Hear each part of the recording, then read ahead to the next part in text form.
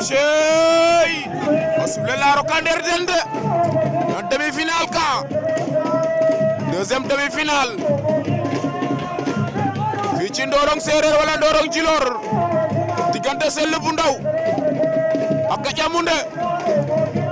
Sell bu Ndaw moo yor ngemb lu weex li Gandia Moundé moo yor ngemb lu moof li Gandia Mané bu Moundé mborum bi san ñaabi ndeysaan cey loolu Sell bu Ndaw a ngi noonu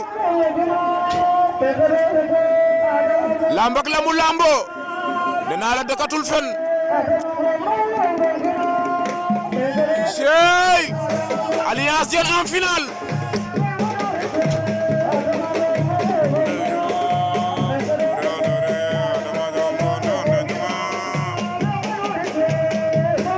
Sell bu Ndaw ali Gandia Mané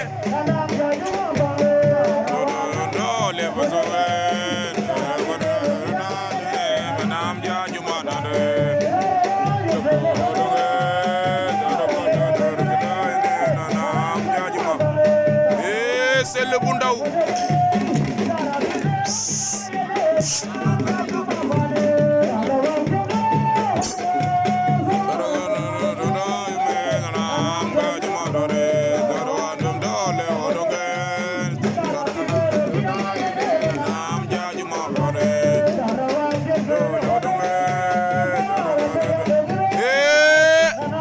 Gandia janga cafa Gandia jël na tànk ba mu bañ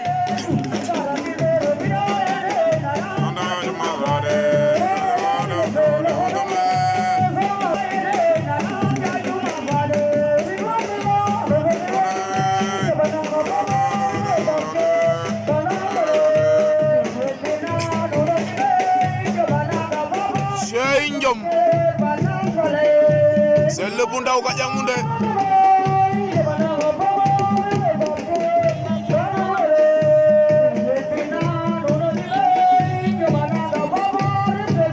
deuxième demi-finale ba Gandia Moundé Sell bu Ndaw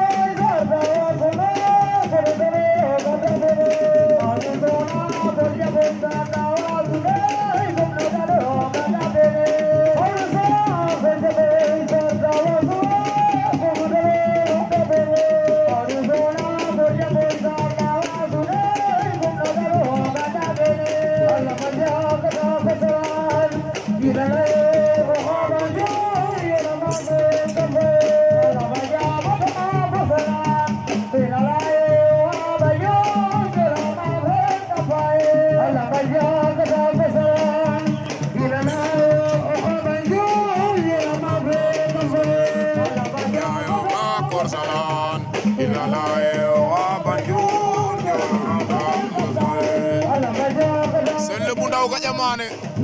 wala Gandia Moundé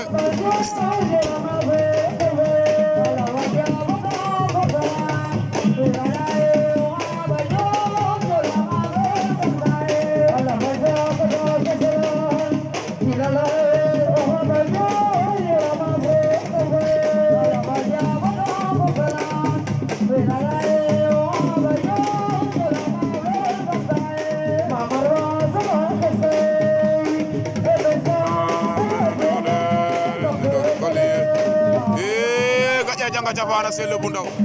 Gandia Mané jël na tànk ba wër na ko ndombo ñu ngay wër ñu ngay windeelu Gandia Mané Sele bu ndaw Gandia Sele bu ndaw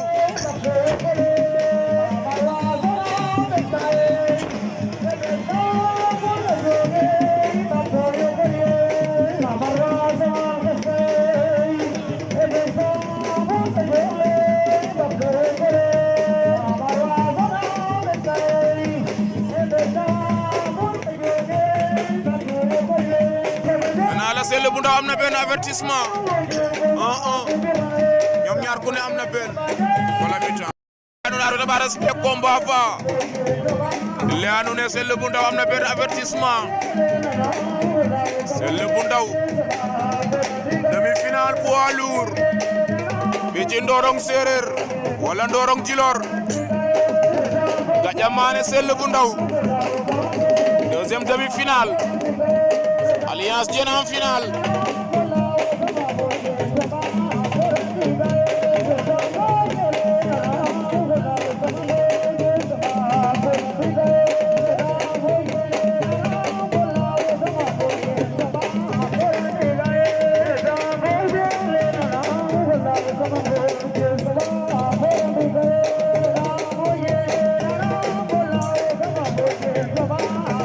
Sele bu ndaw Gandia Mané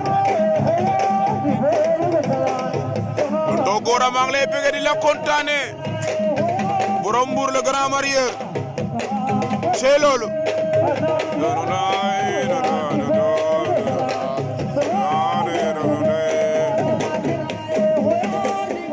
ndeysaan bëgg naa la borom Jooson borom Diofior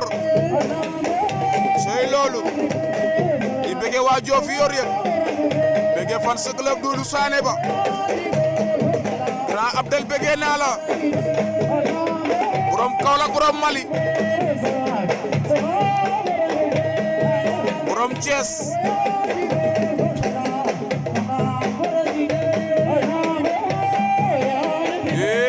Gandia janga jafa Gandia jëlaat na tànk ba